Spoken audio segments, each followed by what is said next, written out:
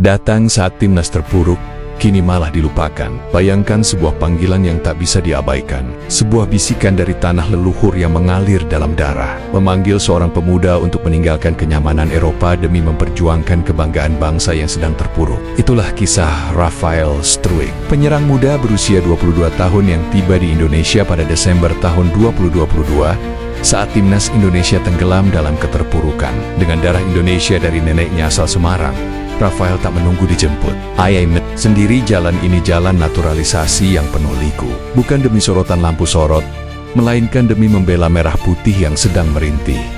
Prosesnya tak mudah. Tes medis, dokumen kewarganegaraan, sumpah setia sebagai warga negara Indonesia, semuanya ia jalani dengan penuh tekad. Bersama Iver Jenner, ia tiba di Jakarta, menatap masa depan yang tak pasti, namun dengan hati yang yakin. Rafael datang di saat timnas U20 dan U23 berjuang mencari identitas. Di tengah tekanan Piala Dunia U20 2023 yang akhirnya batal dan Piala Asia U23 2024 yang menjadi ujian besar. Ia bukan sekadar pemain, ia adalah harapan. Nyala api di tengah kegelapan, dan bukti itu datang, gemilang dan tak terbantahkan, pada April tahun 2024. Di Piala Asia U23 di Qatar, Rafael Struijk mengguncang dunia. 2 golnya ke gawang Korea Selatan U23 raksasa Asia yang disegani, mengantarkan Indonesia ke kemenangan dramatis 11-10 lewat adu penalti. Setelah skor imbang 2-2 di waktu normal. Gol-gol itu bukan sekadar angka di papan skor, itu adalah jeritan semangat. Bukti bahwa Indonesia bisa berdiri tegak di panggung dunia. Rafael bermain dengan jiwa, membuka ruang dengan gerakan cerdas, mengancam dengan tembakan keras, dan menjadi pengubah permainan yang sesungguhnya. Ia adalah mimpi buruk bagi lawan, dan harapan baru bagi jutaan pendukung Garuda. Namun, setelah sorak-sorai itu mereda, apa yang tersisa? Sunyi. Rafael, yang kini berstatus bebas transfer setelah kontraknya dengan Brisbane Roar dialih Australia berakhir pada 2025. Seolah terlupakan. Musim lalu, ia hanya mencatatkan 10 penampilan dan 1 gol di Brisbane Roar. Minim menit bermain yang membuatnya memilih hengkang. Kabar terbaru menyebutkan bahwa ia menjadi rebutan klub-klub Liga 1 September di Persija Jakarta, Dewa United, bahkan Persib Bandung dan Bali United. Rumor terkuat mengarah pada kesepakatan verbal dengan Dewa United, klub yang disebut menawarkan peluang menit bermain lebih banyak, bersama wonderkid lain seperti Iji Maulana Fikri.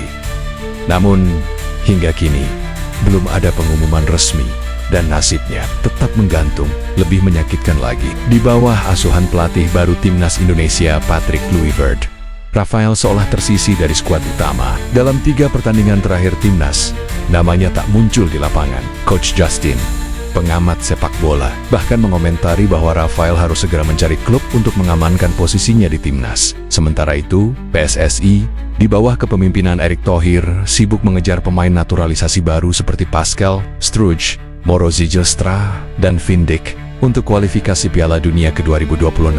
Nama-nama besar ini menggema, namun Rafael yang telah membuktikan diri dengan darah dan keringat seolah skill diabaikan.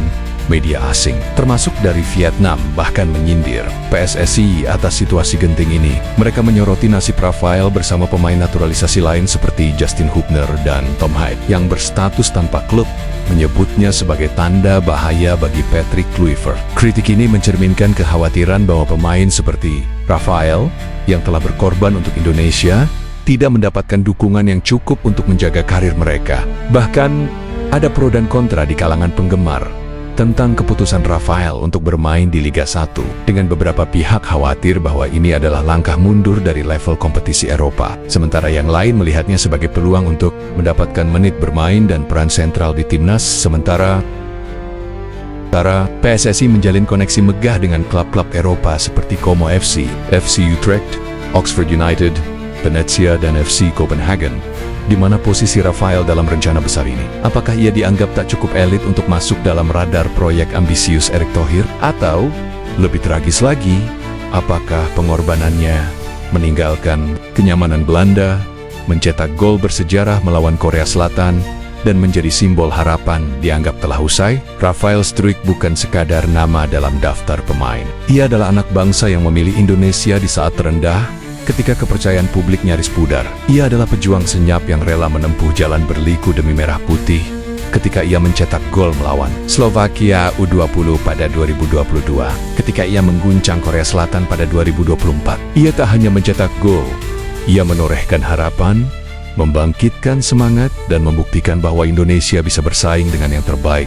Jangan diam, jangan biarkan pejuang yang datang di saat kita runtuh ini diruntuhkan ketika ia membutuhkan kita. Rafael Struijk pantas mendapatkan lebih dari sekadar rumor transfer atau status tanpa klub. Ia pantas mendapatkan panggilan kembali ke timnas, kontrak yang jelas, dan rencana jangka panjang untuk memastikan bakatnya terus bersinar. Ia adalah simbol bahwa Indonesia masih punya taring, masih punya harapan, dan masih punya hati untuk bangkit.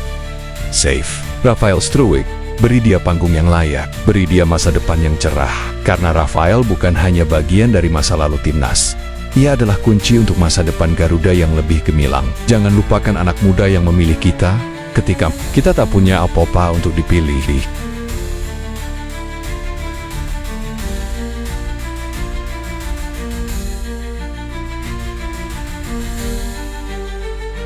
Rafael Struijk datang saat timnas terpuruk, membawa harapan dengan gol-gol epiknya.